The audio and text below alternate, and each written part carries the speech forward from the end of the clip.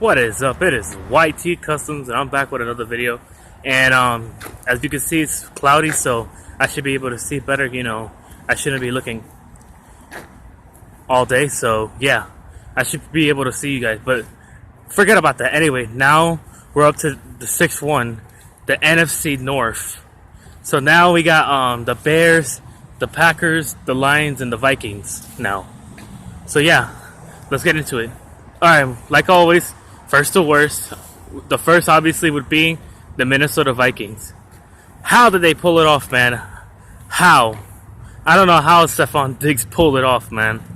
How, Keenum, they were phenomenal.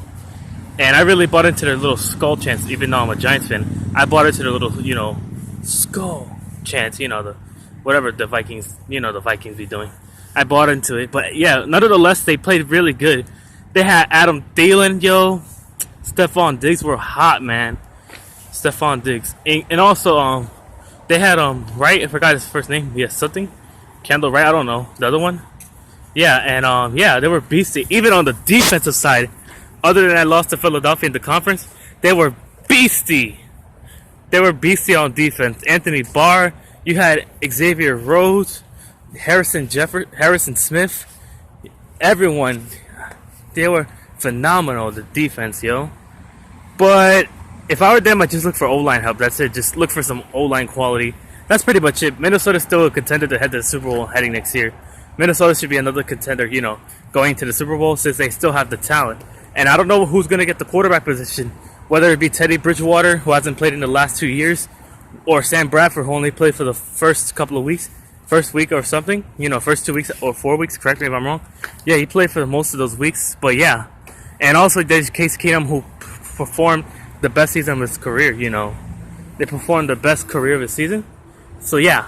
Anyway, they just need some O-line depth, and if I were the GM for the Vikings, I'd pick it's really hard to pick, but I would stick with Bridgewater and Keenum. Bradford, you could easily trade him for like a quality pick. Bradford's good, but he would be better elsewhere than the Vikings right now. He probably would be good for a team like the Jets. I think the Jets should pursue him, honestly. Either the Jets or Broncos should be the two teams to pursue Sam Bradford. Yeah. Or they should pursue to get Teddy Bridgewater. One of those two. Those Jets and Broncos could pursue Bridgewater and yeah. Or most likely the Browns, since the Browns are the Browns. But yeah. I could see him possibly going to Denver or the Jets, Bridgewater or Bradford. I could see one of those two getting traded to the Jets or the Broncos, yeah. Anyway, yeah, that's pretty much it. And in the draft, they just got to fix the O-line, the Vikings. And that's pretty much it. And they'll be phenomenal, like they could repeat an encore like last year. But yeah, impressive year by the Vikings nonetheless. So yeah, congrats to the Vikings. Alright, second team we got, hang on, who else? The Detroit Lions, who were close to making it, but yeah, you know how mediocre they are.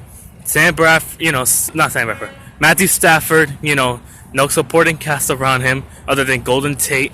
That's it. After that, they just I think they need a pass rush, I think they would go for a defensive end in the draft, like a linebacker or defensive end in the first round. I could see the Lions going for that. Or possibly running back if, Jenner, forgot his first name, Zach Jenner or something like that. Doesn't live up to his height for the Detroit Lions. But yeah. Pretty much also get some O-line depth, in the third or fourth, next couple of rounds for the Detroit, get some to give Stafford time, because Stafford to me is underrated, When you give Stafford a limited time, he's good at comebacks, man. Matthew Stafford, I think, yeah, he's another great comeback king. Stafford, he's very underrated in my opinion, Stafford. But yeah, that's gonna wrap up for the Lions. They just need I think they would go for like a linebacker. A lot of linebackers are heading to free agency this year. Like names like Preston Brown, like Avery Williamson, and Nigel Braham from Philadelphia. But yeah, I think they would pursue one of those guys, to beef up their defense a little. The developing defense.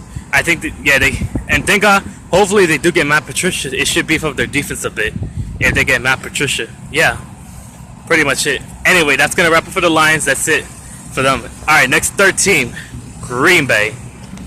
I would agree with all Green Bay fans. They could have made the playoffs if Aaron Rodgers would have stood healthy. They would have been to the playoffs. They would have been another playoff team that headed to the NFL. No, to the playoffs. I think that Aaron Rodgers would be the guy would have gotten them into the playoffs. You know, if he was back a little earlier, they could have slipped in at least like 10 or 11 wins, and it could have went in. But yeah, shit happens. But sorry for my fans if they're 18, but shit happens. But yeah, but you have to move on. So next year the Packers should be phenomenal. They just gotta get, obviously their secondary sucks. That's it. They just gotta get their secondary. After they get the secondary, the Green Bay should be a top another contender to go along with teams like Minnesota and the LA Rams, if they repeat what they did since they were under Sean McVay. Yeah, Green Bay should be returning, you know, to its playoff form once Aaron Rodgers returns and stays healthy the entire season. So good news for Green Bay. All right, the last team, the Chicago Bears. Man, the Bears have been awful for years, but they do got the run game, no doubt. They got Jordan Howard and Tariq Cohen. They got the run game and a decent O-line, but I'd beef it up a little. But yeah, they just need to fix the exterior part, the O-line.